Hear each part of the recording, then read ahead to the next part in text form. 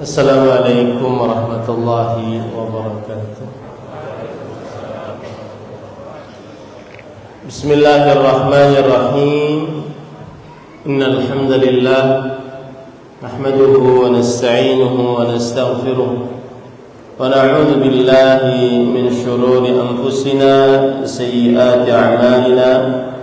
Man yahdihillahu fala mudilla lahu wa man yudlil fala hadiya lahu.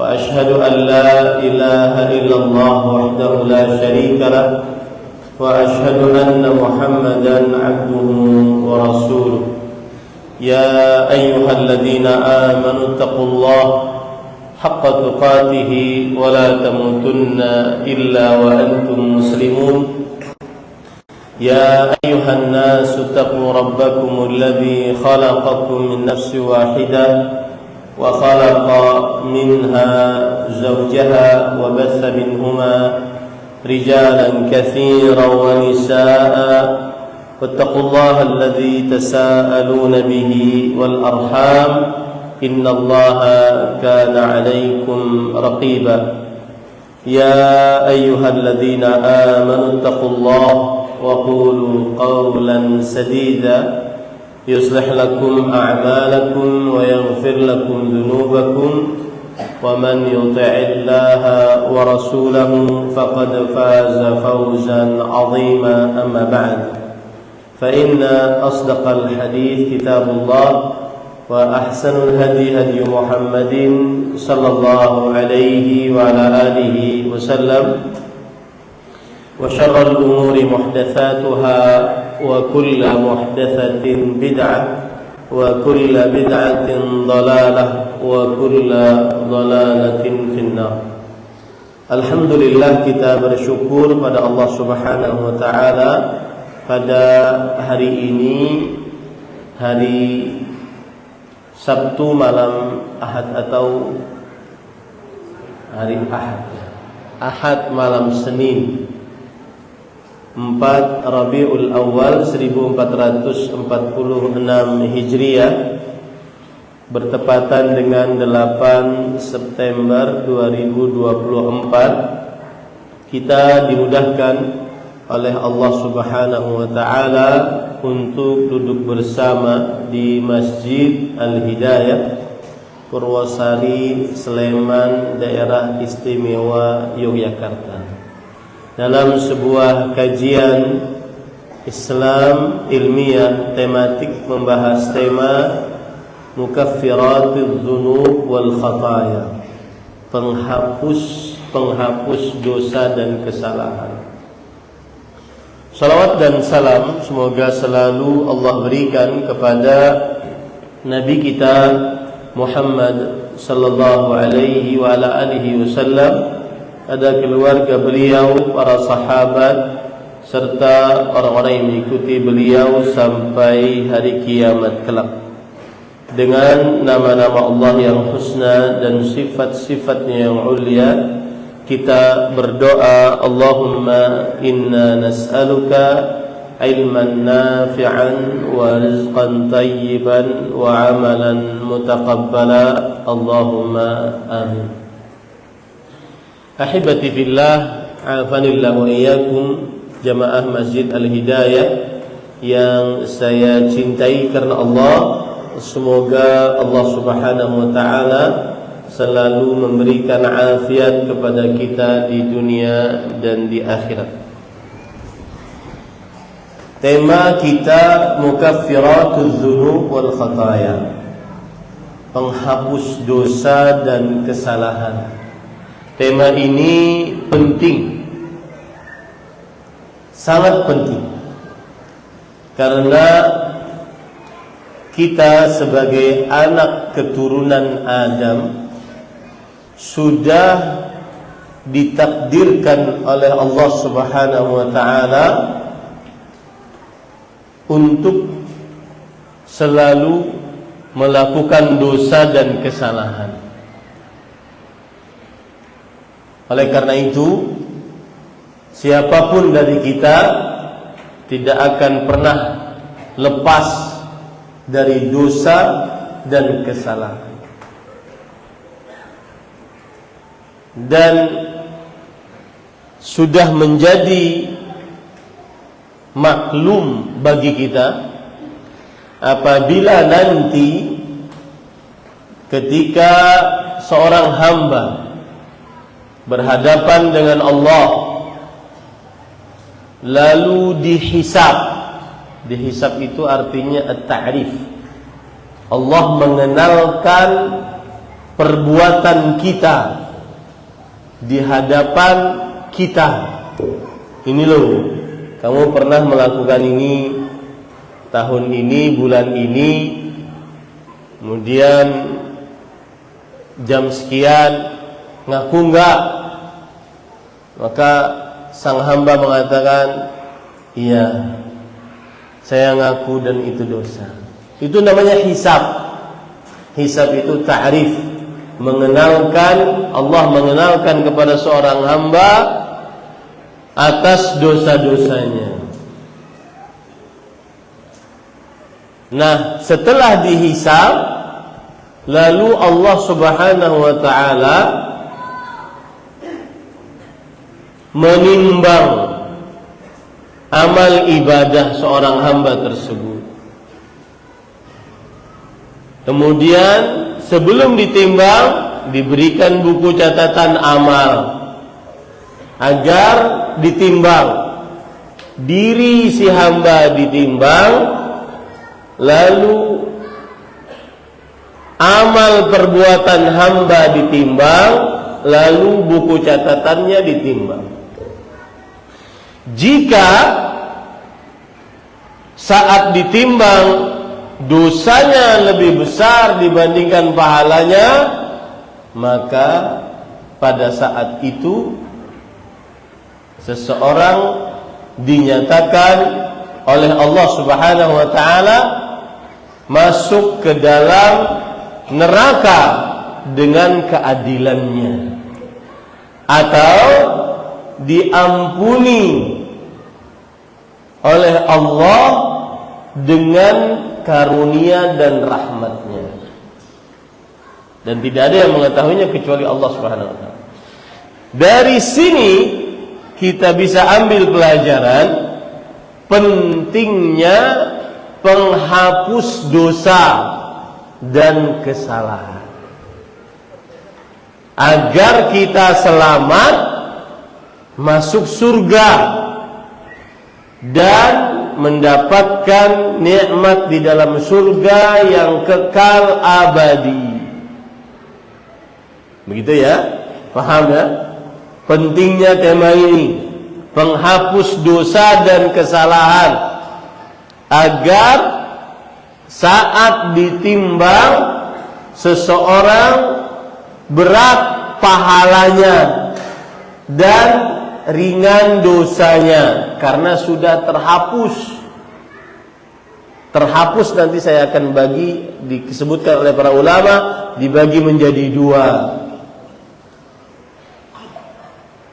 Di sini pentingnya tema ini, dan saya ingin ngajak kepada Bapak Ibu, saudara-saudari sekalian, bahwa Bapak Ibu datang dari rumah, meluangkan waktu duduk di sini tidak sia-sia, karena kajian yang didengar memang benar-benar penting bagi seorang muslim. Kalau seandainya terasa tidak penting, rugi. Luangkan waktu, duduk, tidak bisa bergerak dalam suasana yang mungkin desak-desakan, rugi. Maka harus dapat faidah. Dan begitulah hidupan seorang muslim. Saya bergerak kemana saja, saya harus dapat faidah. Ya, harus alama yang kerjakan sungguh-sungguhlah untuk sesuatu yang bermanfaat untukmu, baik dunia ataupun akhirat. Bapak Ibu sudah baik sendirian, bawa keluarga atau bawa anak, menghilangkan atau beberapa agenda diakhirkan gara-gara ingin hadir di majelis ilmu. Harus dapat faedah, harus dapat manfaat. Saya juga sebagai penceramahnya harus dapat manfaat. Kalau tidak, rugi kita sama-sama. Sudah berapa banyak waktu kita terbuang percuma gara-gara HP. Lah, giliran duduk di masjid maka tidak dapat faedah juga. Maka hati-hati. Lihat, tema ini penting. Saya ingin meyakinkan kepada Bapak Ibu bahwa tema ini penting. Pentingnya dari mana? Dari seorang yang beriman tentang hari kiamat, bahwa nanti di hari kiamat ada namanya hisab dan timbangan. Siapa yang timbangannya pahalanya lebih berat, maka daripada dosanya, dia dipastikan diampuni oleh Allah dan dimasukkan ke dalam surganya Allah Subhanahu wa taala. Beda dengan sebaliknya, kalau seandainya timbangannya lebih berat dosanya, maka bisa dipastikan dia masuk ke dalam neraka, kecuali jika dikehendaki oleh Allah mendapatkan pengampunan. Pentingnya tema ini. Yang kedua, pentingnya tema ini adalah kita ini manusia yang tidak lepas dari dosa dan kesalahan. Dan ini sudah ditegaskan oleh Rasul sallallahu alaihi wasallam dalam hadis riwayat Imam Tirmidzi, kullu bani Adam khata'. Setiap anak Adam, kata setiap adalah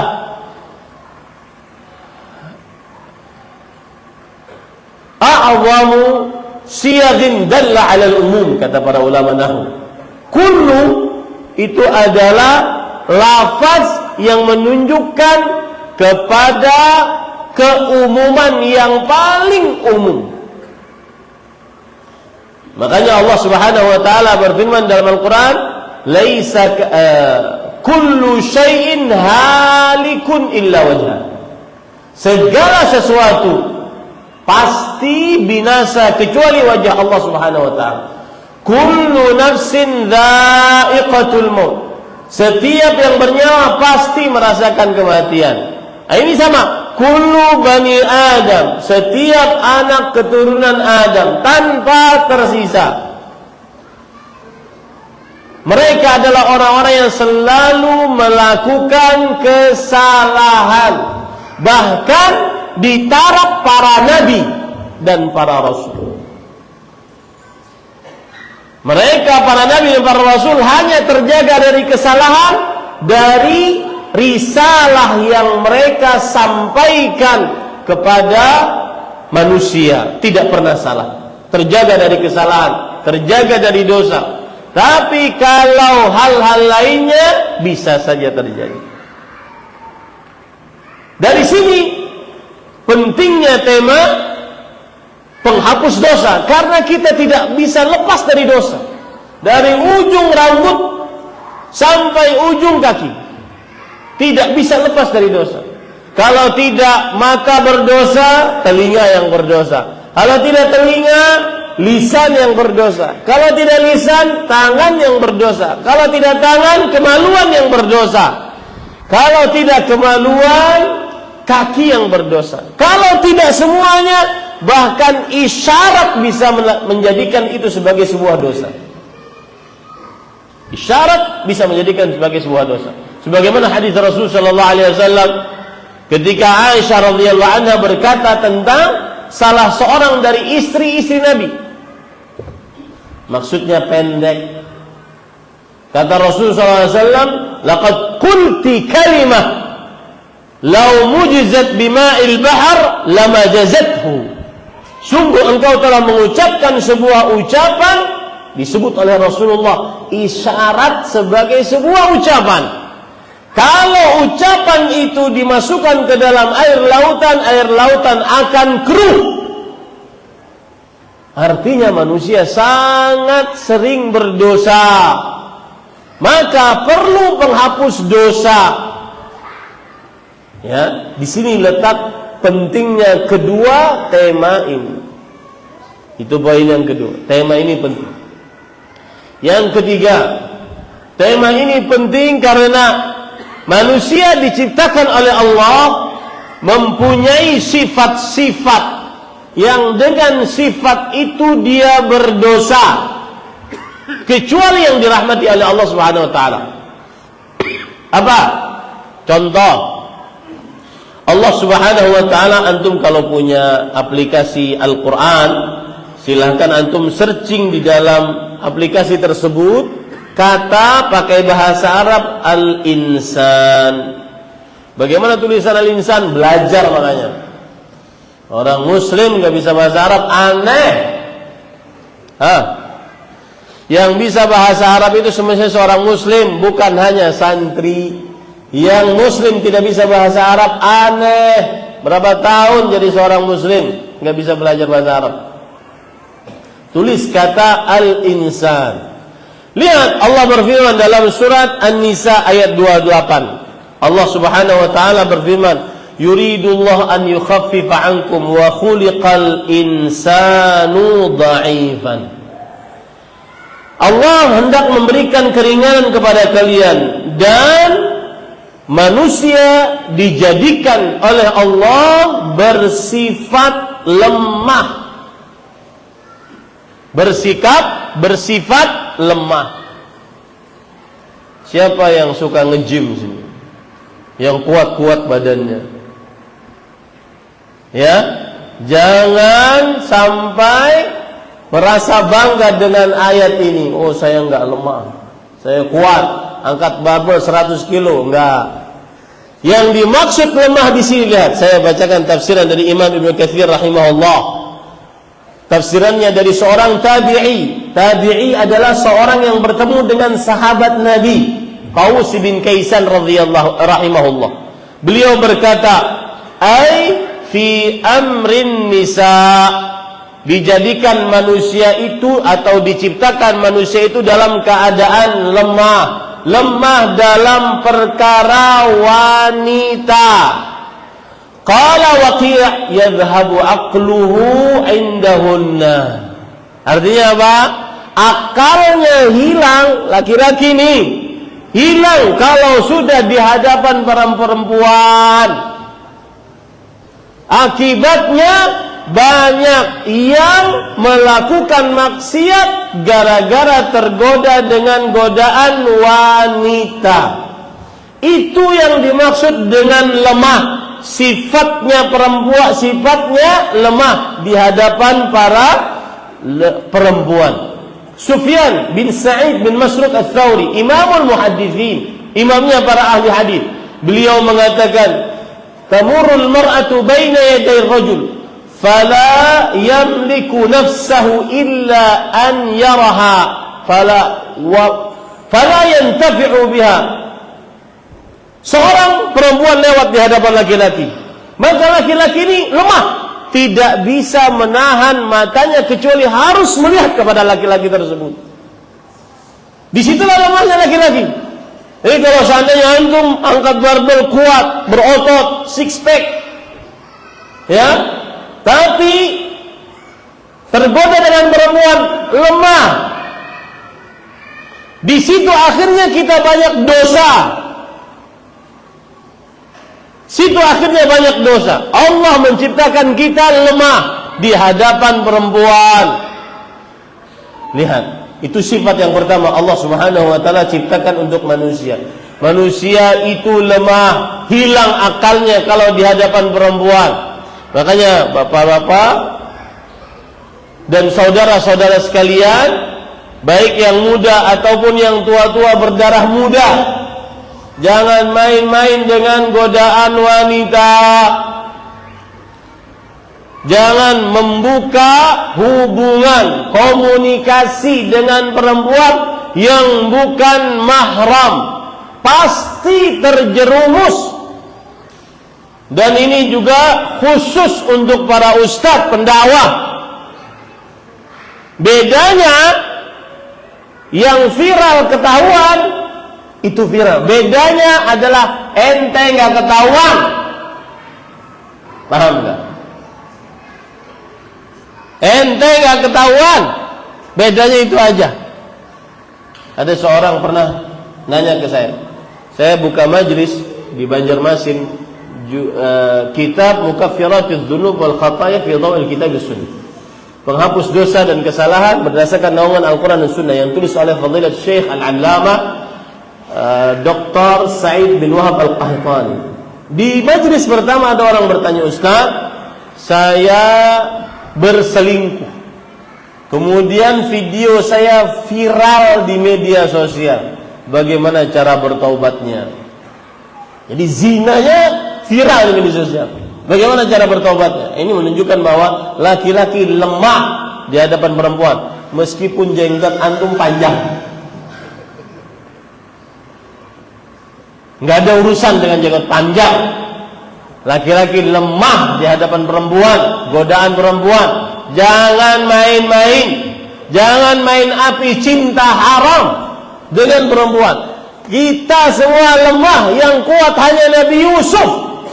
Itu pun ditolong oleh Allah Subhanahu wa taala. Laqad hamma biha wa hammat bihi. Sungguh Nabi Yusuf sudah berhasrat kepada perempuan tersebut, dan perempuan tersebut sudah berhasrat kepada Nabi Yusuf. Laula ar-ra'a burhana rabbih, kalau seandainya tidak melihat petunjuk dari Allah Subhanahu wa taala. Lemah. Makanya coba lihat, bahkan saya katakan kadang-kadang di hadapan bukan hanya anak-anak muda, kakek-kakek tua susah berdiri tegak, bungkuk, sawer, lemah. Dia tergoda dengan perempuan yang geleng-geleng kepala, hati-hati saat sendirian, nonton yang haram-haram. Kita semua lemah. Itu yang menyebabkan banyak dosa. Bahkan saudara saya karena Allah, yang katanya nanti Kamis kesini, Al-Ustaz Al-Fadil Dr. Firanda Andirja Hafizahullah, beliau mengatakan, kalau seandainya ada seorang laki-laki di zaman sekarang yang bisa jaga matanya, maka itu wali dari aulia Allah. Yang bisa jaga matanya, wali dari wali-wali Allah Subhanahu wa taala. Makanya kakek-kakek saya, mbah-mbah saya yang enggak punya HP pintar, mbah, ya, jangan mau punya HP pintar. Nggak apa-apa yang monokrom, kalau dilempar mati kucingnya. Ini salah satu contoh bagaimana manusia lemah.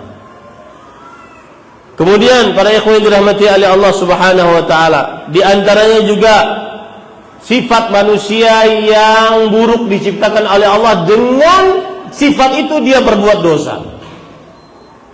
Allah berfirman di dalam surat Hud ayat 9 dan juga 10. Wa la in adzaqnal insana minna rahmah thumma naza'naha minhu innahu la ya'usun kafur. Dan jika kami rasakan kepada manusia rahmat, nikmat, sehat, kemudian aman, nyaman, ya, bisa makan apa saja, bisa pelesiran kemana saja, keluarga ruhui rahayu, ada istri, ada anak, nyaman hidupnya. Thumma naza'naha minhu innahu la ya'usun kafur. Lalu salah satu dari nikmat tersebut kami cabut. Entah sakit, entah istrinya wafat, entah anaknya ditinggal mati oleh anaknya, entah miskin, entah penyakitan. Dicabut sedikit saja dari nikmat tersebut, langsung apa manusia mempunyai sifatnya? La ya'usun kafur. Pasti dia putus asa, lagi tidak berterima kasih. Kita sering kalau dapat nikmat pasti senang luar biasa. Tapi kalau dicabut langsung putus asa, langsung lisannya mengeluh, langsung lisannya menuduh Allah tidak adil. Itu sifat manusia. Ya'us kafur. Ya'us itu putus asa, kafur tidak berterima kasih atas nikmat Allah. Bahkan saking putus asanya sering manusia berdoa keburukan. Allah Subhanahu wa taala berfirman, "Wa yad'ul insanu bisyarri du'ahu bil khair." Seorang manusia sering berdoa minta keburukan sebagaimana dia minta kebaikan. Saya beri contoh ya. Ada beberapa orang kadang-kadang diuji oleh Allah dari mulai bangun tidur sampai tidur kembali. Harinya penuh dengan kesialan. Mungkin sebagian dari kita merasakan itu. Pagi-pagi setelah sholat subuh sudah ada yang mulai ngajak berantem, bertengkar. Maka hati-hati itu, banyak zikir pada saat itu. Ya, jangan putus asa. Sebagian orang kadang-kadang kalau sudah dapat nikmat ujub. Tapi kalau diambil nikmat langsung putus asa, mengeluh tidak karuan. Dan saya pesan, orang yang sudah belajar tauhid pantang untuk mengeluh di media sosial, apalagi yang bekerja di bidang dakwah, guru ngaji, nulis status di media sosial. Ya akhi, subhanallah, kok bisa ada orang mengajarkan ayat Al-Quran kemudian ngeluh dengan gaji yang ada? Ya akhi, gak ada. Ajruka ila minallah azza wa jal. Dan banyak tuh status-status. Kalau ingin kaya jangan jadi guru ngaji, pengusaha karena kaya. Paham? Ini para ustaz, para guru ngaji, jangan bikin status pengeluhan. Kalau ingin kaya jangan jadi ustaz.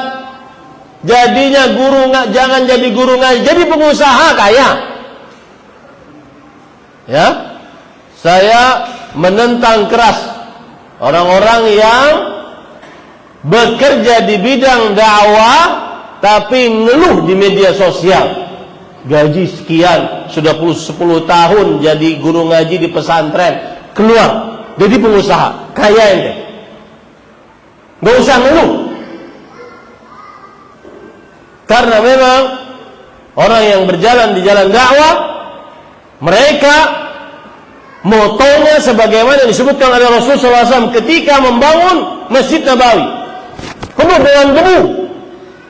Punggung beliau membawa batu bata. Kemudian beliau mengatakan, Allahumma la aisha illa aishul akhirah. Ya Allah, tidak ada kehidupan kecuali kehidupan akhirat.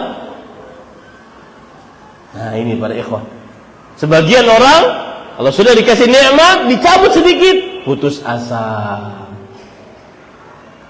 menganggap Allah tidak adil. Itu yang mengakibatkan akhirnya dia berbuat dosa. Ya. Contoh yang lain lagi, manusia sering berbuat dosa. Di antaranya, nah ini dia. Surat Al-Isra ayat 11. Wa yad'ul insanu bisyarri du'aahu bil khair wa kana al-insanu ajula. Seorang manusia sering berdoa mendapatkan keburukan, ya Allah matikan saya saja, istri saya sudah meninggal, orang yang saya cintai sudah meninggal, matikan saya saja. Ya Allah, anak saya 3 mati tenggelam semua, sudah saya nggak ada manfaatnya hidup ini, matikan saya saja. Berdoa minta keburukan. Wa kana al-insanu ajula. Ini sifat yang ketiga yang dimiliki oleh manusia yang dengannya dia berbuat dosa. Apa itu? Selalu tergesa-gesa. Seorang istri sering sekali tergesa-gesa minta cerai dari suaminya. Ayo ceraikan kalau berani. Rawani gue, ceraikan. Akhirnya laki-laki ditantang, diceraikan. Habis diceraikan nangis, tergesa-gesa. Sering sekali ketergesaan manusia mengakibatkan terperosoknya dia di dalam dosa. Tergesa-gesa, baru baca buku 1 akhirnya menghilangkan istiqamah dia di atas sunnah. Tergesa-gesa karena mendapatkan musibah, akhirnya dengan tergesa-gesanya agar musibahnya hilang, penyakitnya hilang, melakukan kesyirikan. Sering manusia begitu. Gara-gara tergesa-gesa, seseorang akhirnya terperosok ke dalam maksiat dan dosa. Nah, ini sebab yang kedua pentingnya tema ini, penghapus dosa dan maksiat. Kita tidak pernah lepas dari dosa dan maksiat. Tadi saya ada melihat di media sosial doa-doa para nabi, menarik. Nabi Adam, doanya Rabbana zalamna anfusana wa illam taghfir lana wa tarhamna lanakunanna minal khasirin. Nabi Adam. Nabi Nuh, nabi yang kedua, rasul yang pertama, Rabbighfirli wa liwalidayya. Lihat, semuanya berkaitan dengan dosa agar diampuni. Begitu juga Nabi Yunus, ketika beliau di dalam perut ikan paus, beliau berdoa, la ilaha illa anta subhanak inni kuntu minadh dhalimin. Tidak ada ilah yang berhak diibadahi kecuali Engkau, Maha Suci Engkau, sesungguhnya aku adalah termasuk orang-orang yang berbuat zalim. Para nabi saja ingin dosanya diampuni. Ini adalah hal yang harus kita perhatikan, bahwa tema penghapus dosa penting. Bahkan Nabi kita Muhammad sallallahu alaihi wasallam, beliau satu kali bermajlis seperti ini, tidak lepas zikirnya minimal istighfar, Rabbighfirli wa tub alayya innaka antat tawwabur rahim. Baca itu, hafal itu baik-baik. Rabbighfirli wa tub alayya innaka antat tawwabur rahim. Setiap majlis duduk, majlis ngopi, majlis macam-macam di masjid, majlis duduk, tidak lepas minimal 70 kali. Bahkan tadi saya ada faedah menarik, sedikit menyimpang dari tema kita. Temanya zikir. Kata Imam Ibn Utsaimin rahimahullah, hatta tatayaqqan anna dzikra mas'alatuhu taufiq. Sampai kamu yakin bahwa zikir dengan lisan itu sebenarnya benar-benar petunjuk dari Allah.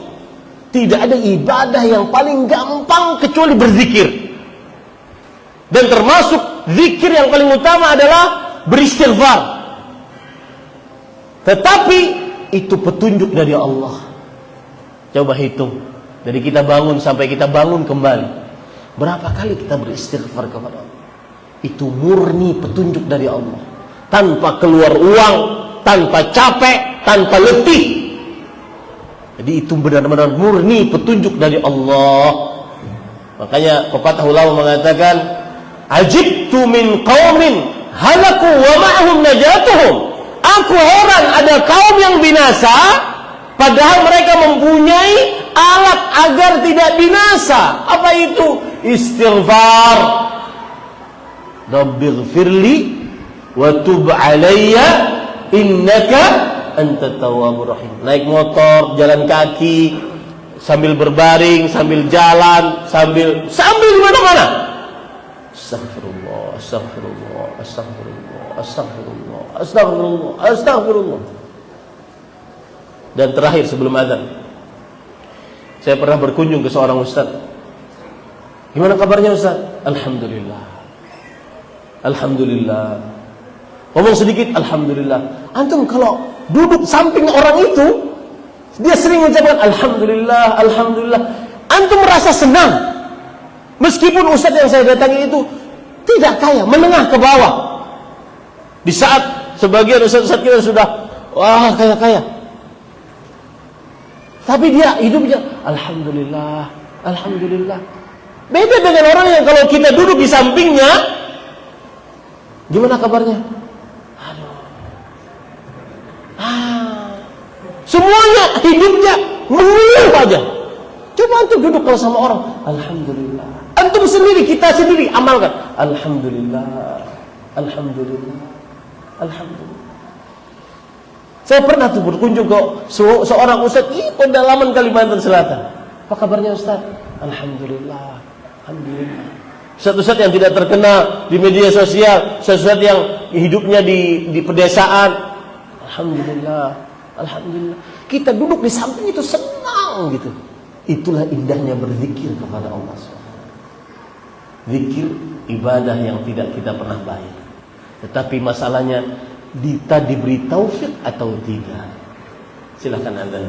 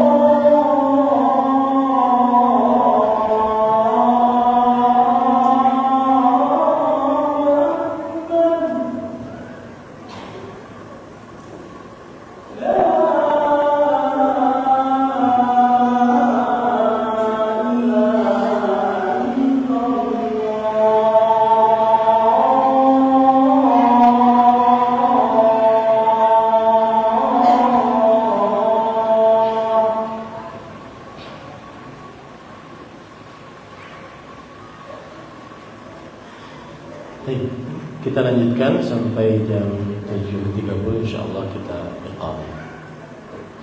Ahibati fillah, afanillah wa iyyakum. Itu tadi adalah pendahuluan atas tema kita, yang mana dalam pendahuluan ada beberapa poin yang saya sebutkan, yaitu poin tentang pentingnya tema ini. Yang pertama, pentingnya tema ini karena tema ini adalah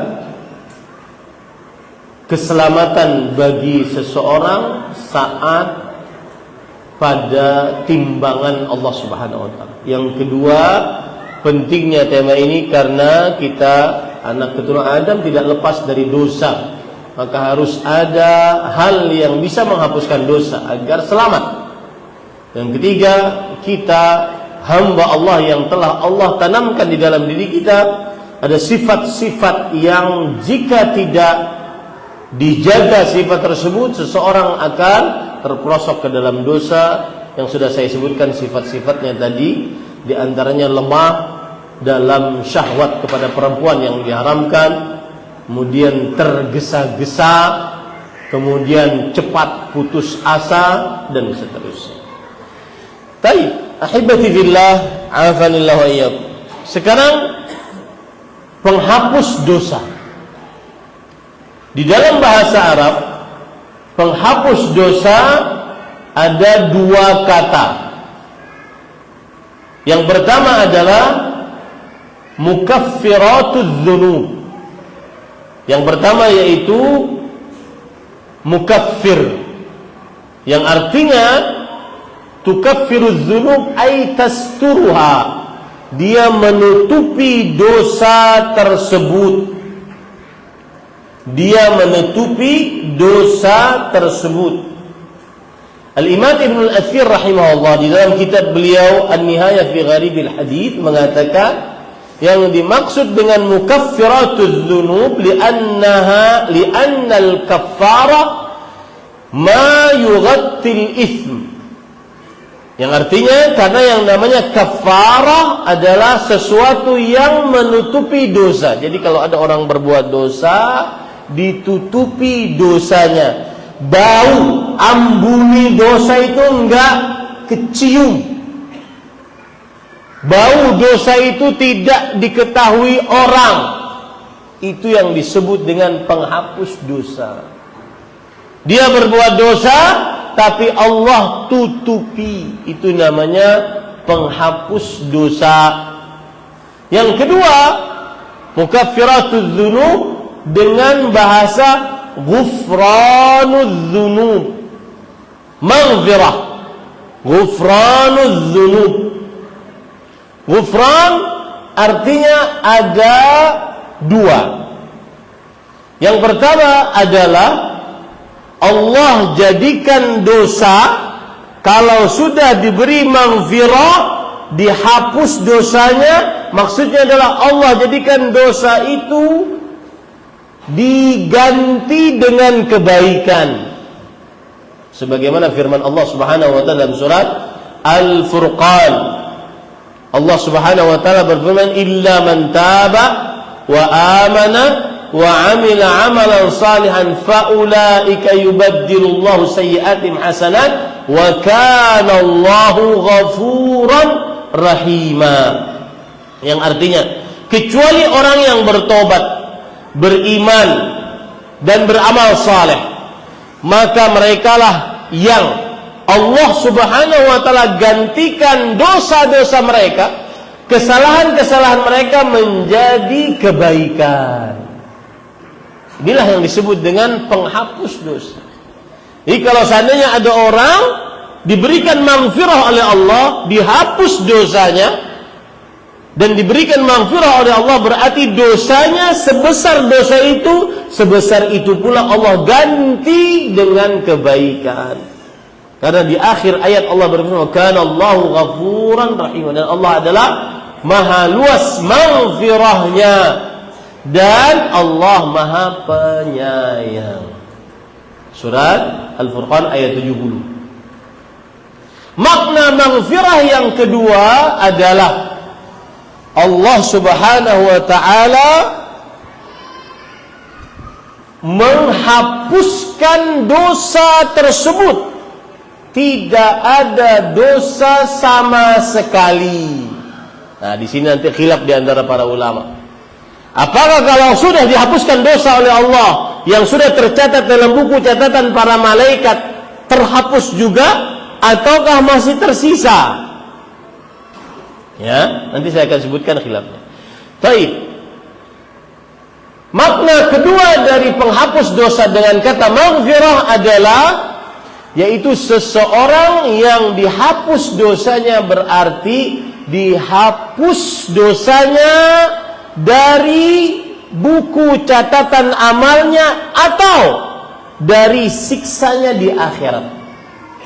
Buku catatan amalnya tetap ada, dan di akhirat dihapuskan siksanya. Dan itu makna yang kita kuatkan dalam pertemuan ini. Kenapa? Karena nanti di akhirat setiap manusia akan mendapati amalannya. Wa wajadu ma 'amilu hadiran wa la yadhlimu rabbuka ahada. Yang artinya, dan manusia akan mendapati apa yang telah mereka amalkan ada di hadapannya. Surah Al-Kahfi ayat 49. Ada di hadapannya.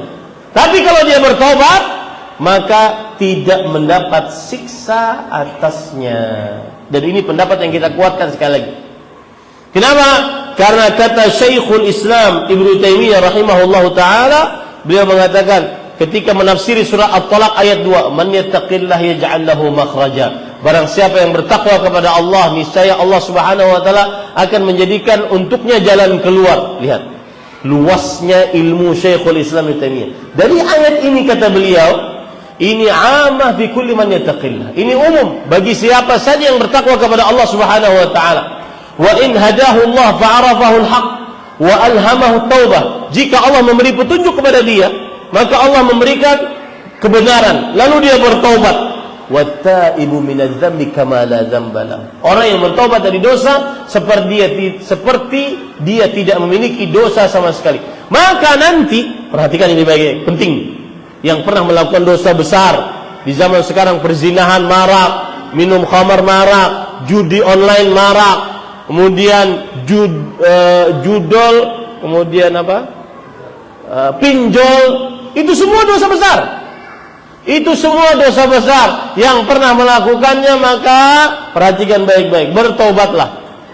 Lalu Ustaz, kalau sudah bertobat, apakah dosa tersebut masih tercatat? Maka Syekhul Islam Ibnu Taimiyah mengatakan, nanti Allah akan membuat kepada hamba yang bertobat tersebut jalan makhrajan, jalan keluar. Entah dia mengamalkan apa, yang dengan amalan tersebut terhapus siksa dari dosa yang pernah dia kerjakan. Kayak tadi, Ustaz, perzinahan saya viral, yang memviralkan istri sah saya.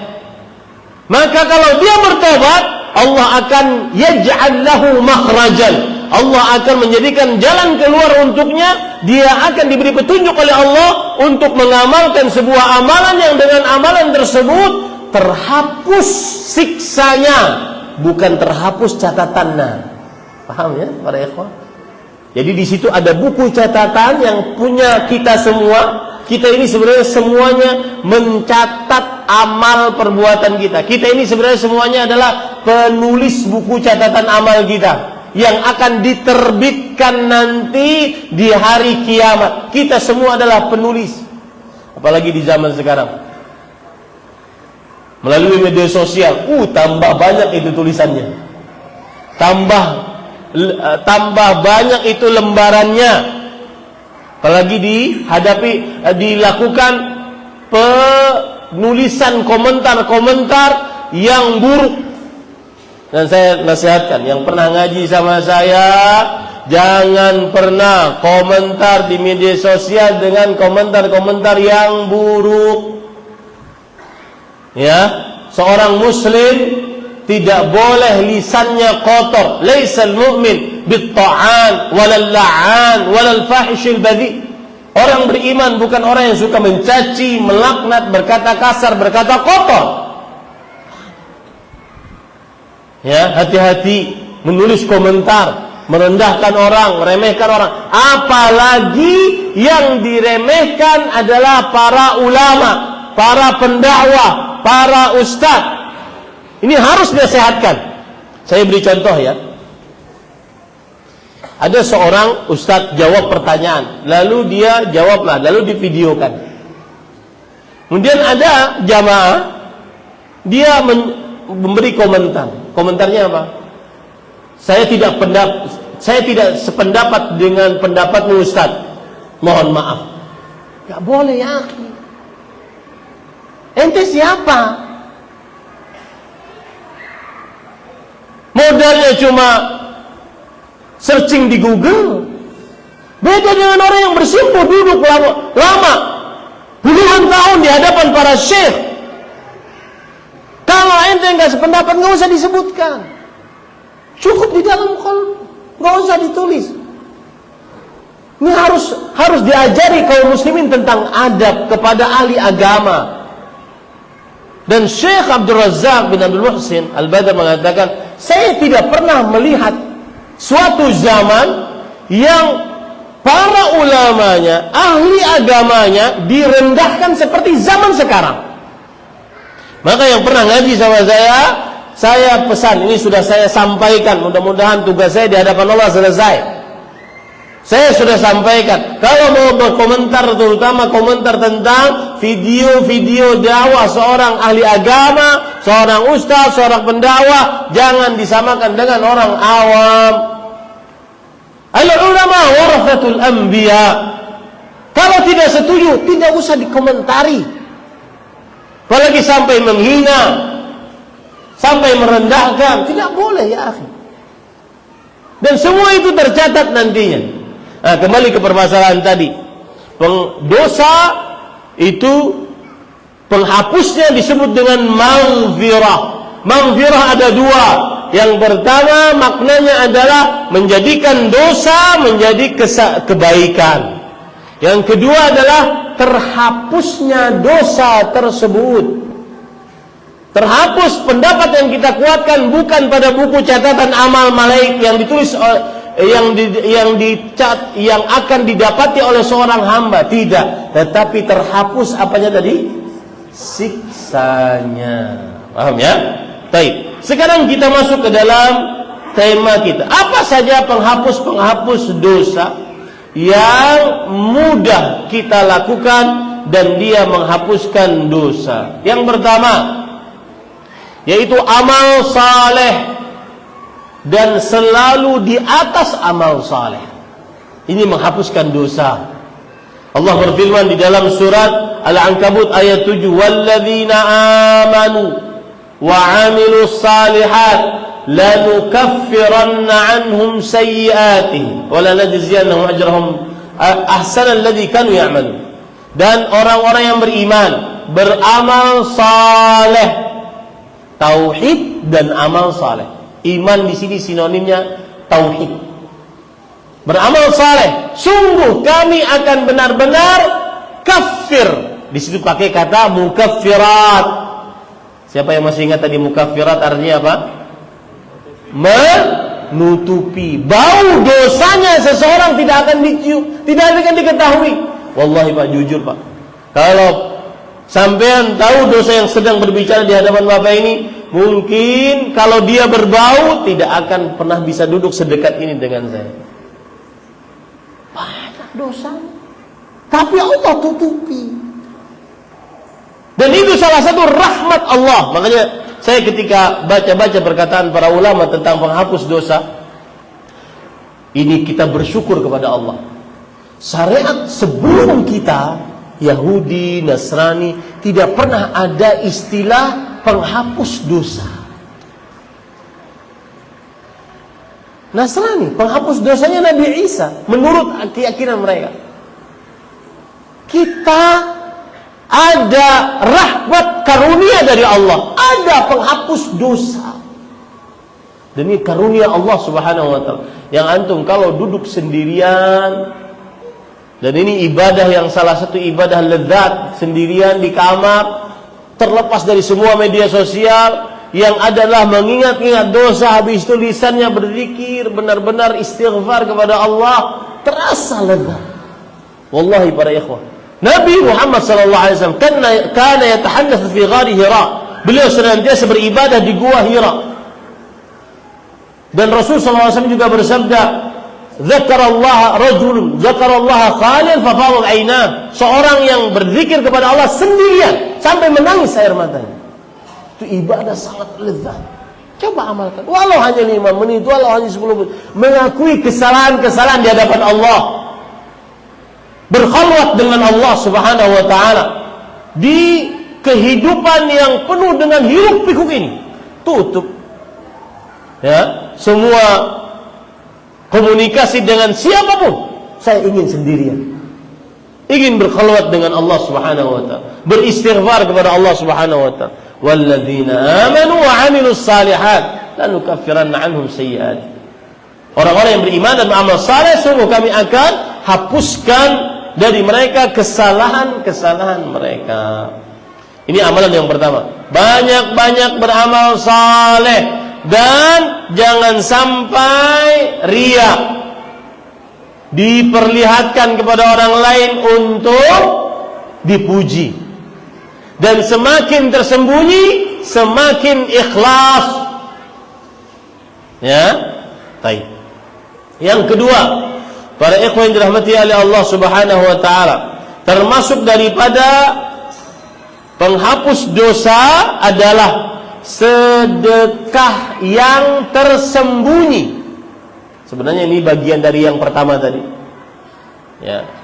Tetapi saya sendirikan karena dia ada dalilnya. Sedekah tersembunyi. Dalam hadis riwayat Imam surah Al-Baqarah ayat 271, Allah Subhanahu wa taala berfirman, "In tubdus shadaqat fa ni'mahi." Jika kamu perlihatkan sedekahmu boleh. Baik itu. Apalagi sampai menjadi contoh baik. Wa in tukhfuha wa tu'tuha al-fuqara fa huwa khairul lakum. Jika kalian sembunyikan dan kamu berikan kepada orang miskin, itu lebih baik bagi kalian. Wa yukaffir ankum min sayyi'atikum, dan Allah akan menghapuskan dosa-dosa kalian. Makanya kan ada rajulun tasaddaqa bi yamini fa akhfaha fala ta'lamu ma tunfiqu yaminuhu fala ta'lamu shimaluhu ma tunfiqu yaminuhu. Seseorang yang bersedekah kemudian dia sembunyikan sampai tangan kirinya tidak tahu apa yang disedekahkan oleh tangan kanannya. Ya, tidak perlu ada kamera, tidak perlu ada status. Tersembunyi lebih ikhlas, lebih besar pahalanya, lebih menghapuskan dosa. Yang ketiga, mengikuti Nabi Muhammad sallallahu alaihi wasallam dalam segala aspek kehidupan kita. Akidahnya, ibadahnya, muamalahnya, adab dan akhlaknya, ikutilah, niscaya dosa akan diampuni oleh Allah Subhanahu wa taala. Allah berfirman dalam surat Ali Imran ayat 31, "Qul in kuntum tuhibbunallah fattabi'uni yuhibbukumullah." Katakanlah wahai Muhammad SAW, jika kalian mencintai Allah, ikutilah aku, yaitu Nabi Muhammad SAW. Maka Allah akan mencintai kalian dan yaghfir lakum. Lihat di sini Allah pakai maghfirah. Allah akan mengampuni dosa-dosa kalian, menghapuskan dosa-dosa kalian. Saya ingin bertanya sebagai bentuk murajaah, maghfirah ada 2 makna. Siapa yang bisa? Yang pertama, mengganti dosa dengan kebaikan. Yang kedua, menghapus siksa di akhirat. Tapi catatannya masih ada enggak? Ya, baik. Ikuti. Sebesar pengikutan kita terhadap Rasul sallallahu alaihi wasallam, maka sebesar itu pula ampunan dari Allah Subhanahu wa taala. Dan ingat, mengikuti Rasul bukan hanya urusan jenggot, tapi juga bayar hutang. Kadang sebagian ada yang kadang-kadang memelihara sunnah, baik, panjang jenggot, celana di atas 2 mata kaki, bagus. Tapi hutang juga harus bayar. Jangan sampai pakai kata kunci afwan akhi, enggak ada afwan akhi, bayar. Ikuti Rasulullah SAW. mengikuti Rasul sallallahu alaihi wasallam bukan hanya dalam urusan mengikuti sunnah menjauhi bid'ah, enggak, tetapi ikuti Rasul sallallahu alaihi wasallam juga hubungan suami dengan istri, menafkahi istri dengan baik dan benar, itu adalah mengikuti Rasul sallallahu alaihi wasallam. Bersabar dengan kelakuan istri, itu mengikuti Rasul sallallahu alaihi wasallam. Mendidik anak, itu mengikuti Rasul sallallahu alaihi wasallam. Ya, jadi urusan mengikuti Rasul bukan hanya urusan akidah, ibadah, tapi juga muamalah. Jual beli harus mengikuti Rasul sallallahu alaihi wasallam. Pinjam meminjam harus mengikuti Rasul sallallahu alaihi wasallam. Gadai menggadai harus mengikuti Rasul sallallahu alaihi wasallam agar diampuni dosanya. Sebesar pengikutanmu terhadap Rasul sallallahu alaihi wasallam, sebesar itu pula pengampunan dosa dari Allah Subhanahu wa taala. Mengikuti Rasul sallallahu alaihi wasallam dalam adab dan akhlak, terutama nih, perhatikan, ini penting. Adab lisan. Ada perkataan Abdullah bin Abbas radhiyallahu anhuma. Catat baik-baik perkataan ini agar kita tahu bagaimana pahala itu dihapuskan. Bukan dosa yang dihapuskan, pahala dihapuskan. Sebelum saya ceritakan perkataan Abdullah bin Abbas, sebenarnya Pak, kalau kita lihat metodologi penulisan Allah atau manajemen penulisan Allah terhadap pahala dan dosa, maka bagaimanapun orang berdosa tetap pahalanya lebih banyak, asalkan tidak berbuat syirik, pasti dia selamat. Mau dia ahli minum khamar, berjudi, berzina, asal tidak syirik, membunuh, pasti pahalanya lebih banyak. Bagaimana itu? Lihat, Rasul sallallahu alaihi wasallam bersabda, "Innallaha katabal hasanat was-sayyi'at." Allah telah menetapkan bagaimana tata cara penulisan pahala dan bagaimana tata cara penulisan dosa.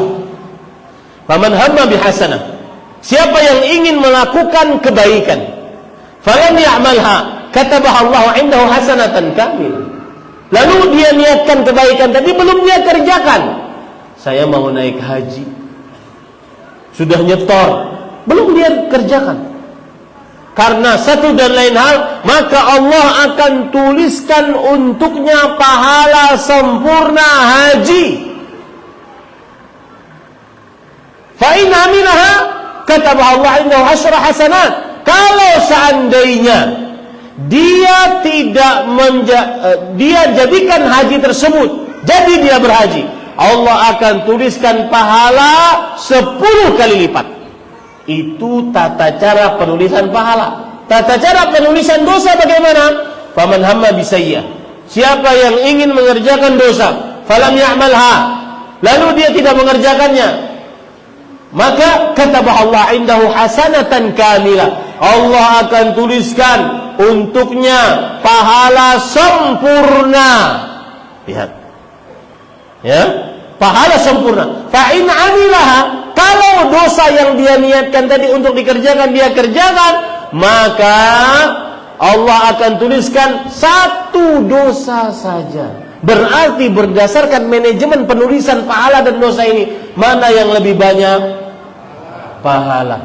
Tapi Abdullah bin Abbas berkata, perhatikan perkataan sahabat Nabi, wailun lil wahadat yuhliknal asyarat. Celaka bagi orang yang mengerjakan 1 dosa, menghapuskan pahala berlipat-lipat. Celaka bagi orang yang mengerjakan 1 dosa, menghapuskan, menghancurkan pahala yang berlipat-lipat tadi. Apa 1 dosa diantaranya? Macam-macam. Saya bilang selain syirik, macam-macam. Apa itu? Riba. Riba 1 kampung. Riba 1 orang Arab. Dasar orang Arab gini. itu mantap sudah, itu habis pahalanya. Dasar orang Jawa begini. Satu wong Jawa, yang muslim semua minta, ayo sini kasih pahalanya sama saya. Bisa. Bagaimana sekarang yang komentar menggibahi satu negara? Wailun lil wahadat yuhlikna al-hasyara.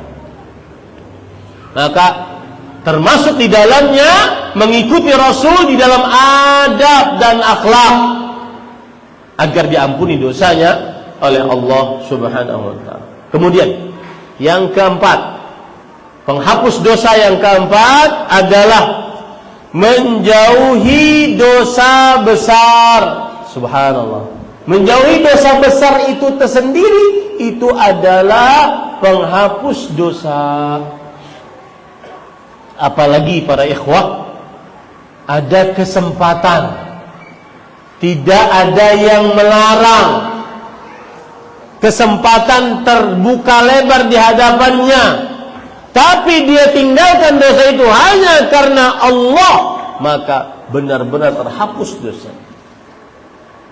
Contoh Nabi Yusuf alaihissalam, godaan beliau pada waktu itu sangat besar. Beliau anak muda, syahwatnya masih tinggi, beliau budak, oleh tuannya berhak dilakukan apa saja. Beliau orang asing. Biasanya orang asing tidak takut berbuat dosa karena tidak ada yang tahu, nggak ada Pak RT. Kemudian beliau musafir, beliau bukan orang Mesir, tapi beliau dari Irak. Biasanya yang datang untuk bersafar mudah berbuat dosa. Kenapa? Karena tidak ada yang tahu. Makanya yang merantau-rantau hati-hati, karena nggak ada yang tahu.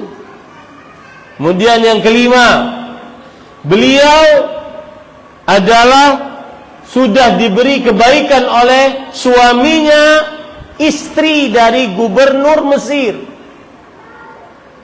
punya jasa kepada tuannya yang mengajak untuk berzina.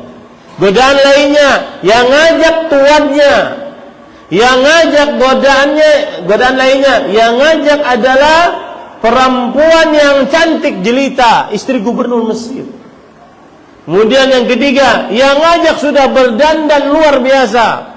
Yang keempat, yang ngajak punya kuasa. Makanya disebutkan dalam Al-Qur'an, ghallaqatil abwab, pintu tertutup, maksudnya ditutup dari luar, tidak akan terbuka kecuali dengan suara dari si tuan. Nah, kalau seandainya Nabi Yusuf diganti aktornya jadi Ahmad Zainuddin, gimana? Antum meremehkan saya sekali sih. Ya, dalam keadaan seperti itu para ikhwah, dijauhi dosa besarnya, maka penghapus dosa. Allah berfirman di dalam surah An-Nisa ayat 31, "In tajtanibu kaba'ira ma tunhauna anhu nukaffir ankum sayyi'atikum wa nudkhilkum mudkhalan karima." Jika kalian menjauhi dosa-dosa besar dari apa yang terlarang bagi kalian, maka kami hapuskan atas kalian kesalahan-kesalahan kalian, dan kami masukkan kalian ke dalam tempat masuk yang mulia. Para ikhwah, ada orang kepepet, sakit, miskin, banyak hutang. Di depan ada kesempatan untuk berhutang riba, dosa besar. Kalau dia jauhi ini, pasti Allah akan mudahkan urusannya. Di samping dosanya diampuni, Allah akan mudahkan urusannya. Ini yang keempat para ikhwan. Yang kelima, mengucapkan istighfar sebagaimana sudah kita sebutkan tadi. Allah berfirman di dalam surah An-Nisa ayat 110, "Wa man ya'mal su'an aw yadhlim nafsa thumma yastaghfirillah yajidillah ghafurur rahim." Barang siapa yang beramal buruk atau menzalimi dirinya sendiri, kemudian dia beristighfar kepada Allah, maka niscaya akan mendapati Allah Maha Ghafur dan Maha Rahim. Apa ghafur tadi maknanya ada dua. Yang pertama, dosanya diganti dengan kebaikan. Yang kedua, dihapus siksanya nanti di akhirat. Baik. Kemudian para ikhwan dirahmati oleh Allah Subhanahu wa taala, termasuk daripada penghapus dosa. Nah, ini berat. Ini luar biasa indah. Apa itu? Memaafkan kesalahan orang lain. Memaafkan kesalahan orang lain. Pak, kalau ada orang salah pada kita, menzalimi kita, hak kita menuntut di dunia, hak menuntut di akhirat, hak. Misalkan ada orang dizalimi, dia menang aja. Tapi dalam kolbunya, awas kowe, di akhirat tak tuntut kowe. Boleh nggak begitu? Boleh. Tapi ada yang lebih istimewa. Apa itu? Memaafkan di dunia. Lebih besar pahalanya daripada menuntut balas di akhirat. Catat tuh baik-baik. Memaafkan di dunia lebih besar pahalanya dibandingkan menuntut balas di akhirat. Apa dalilnya, Ustaz? Allah Subhanahu wa taala berfirman di dalam surat An-Nur ayat 22, "Wala ya'tali ulul fadli minkum was-sa'ah." Maka jangan bersumpah orang yang mulia dari kalian dan orang yang kaya. Ini kisahnya Abu Bakar As-Siddiq. Mulia, kaya. Abu Bakar As-Siddiq bersumpah apa? An yu'tu ulil qurba wal masakin wal muhajirin fi sabilillah. Untuk tidak memberi lagi kepada para kerabat, orang miskin dan orang-orang muhajirin. Kenapa? Karena ini kerabat ikut menyebarkan berita dusta yang berkaitan dengan Aisyah radhiyallahu anha, bahwasanya Aisyah radhiyallahu anha berzina. Maka Abu Bakar As-Siddiq radhiyallahu an, beliau tidak mau lagi ingin menafkahi Mistah bin Utsafah. Mistah bin Utsafah kerabat beliau dari kaum muhajirin, miskin, tetapi ikut menyebarkan berita bohong tentang Aisyah radhiyallahu anha, dituduh oleh orang-orang munafik berzina dengan sahabat Nabi Safwan bin Mu'attal As-Sulami. Maka Abu Bakar Siddiq bersumpah, aku tidak akan menafkahi lagi Mistah bin Utsafah. Allah menurunkan ayat dari 7 petala langit. Jangan begitu. Walyafu walyasfahu, maafkan, lapang dada. Ala tuhibbuna an yaghfirallahu lakum. Maukah kalian Allah mengampuni dosa-dosa bagi kalian? Maafkan. Terutama para ikhwah yang pernah ngaji sama saya. Saya sering banget ini pesan. Terutama yang pernah ngaji sama saya, harus memaafkan sesama rahim yang sudah tahunan belum berhubungan, tidak mengucapkan salam satu dengan yang lainnya. Minta halal malam ini. Selama itu amalanmu tidak akan sampai ke langit, tidak akan diterima oleh Allah. Yang memutuskan hubungan rahim tidak akan diterima oleh Allah. Yang sudah ngaji dakwah sunnah, saya pesan, orang yang harus paling dekat dengan kalian adalah rahim-rahim kalian, sedarah kalian. Contoh, ini saya, bapak, ibu, kakek, nenek. Bapaknya bapak, kakeknya bapak, ya, neneknya bapak, kemudian bapaknya ibu, neneknya ibu. Itu harus paling dekat, ke atas, terus ke atas sampai buyut, ke bawah, anak, cucu, cicit, laki-laki, perempuan, terus ke bawah, ke samping, saudara, saudari, keponakan, saudara sekandung, sebapa, seibu, harus dekat. Terutama nih, perhatikan baik-baik. Saya melihat di media sosial ada seorang anak yang mengatakan bahwasanya saya semenjak mempunyai bapak tiri, hidup saya lebih dibandingkan sebelumnya. Kamu tidak ada. Kalau seandainya tidak ada bapakmu, bapak tiri tidak ada apa-apanya dibandingkan bapakmu. Sebejat apapun bapakmu, itu bapakmu. Minta maaf kepadanya. Kamu durhaka, tidak akan pernah berkah hidupmu. Yakini baik-baik para ikhwah. Kunci kesuksesan, tanamkan itu kepada anak. Kunci kesuksesan, benar-benar sukses di dunia, bakti orang tua. Kunci kehancuran, benar-benar hancur, adalah durhaka orang tua. Maka mungkin anak tersebut tidak tahu, terbawa perasaan, masih bisa dimaklumi. Dan saya tadi mengangkat suara bukan marah terhadap anak tersebut, akan tetapi agar menekankan pembicaraan bahwa meskipun orang tua kita berpisah, itu tetap orang tuaku dua-duanya.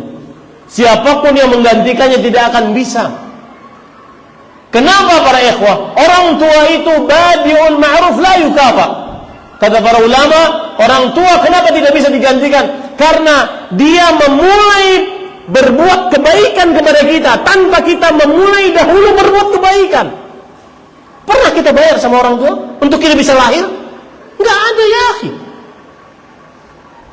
Sebejat apapun orang tuamu, itu adalah orang tuamu. Tugasmu bakti kepada orang tua. Maka para ikhwan yang dirahmati oleh Allah, maafkan. Kata Abu Bakar As-Siddiq, saya tidak akan, demi Allah saya tidak akan membiayai kamu lagi, karena engkau termasuk yang menyebarkan berita dusta. Maka Allah mengatakan, ala tuhibbun an yaghfirallah? Apakah kamu tidak ingin Allah mengampuni dosamu? Maafkan. Memaafkan di dunia lebih besar pahalanya dibandingkan apa?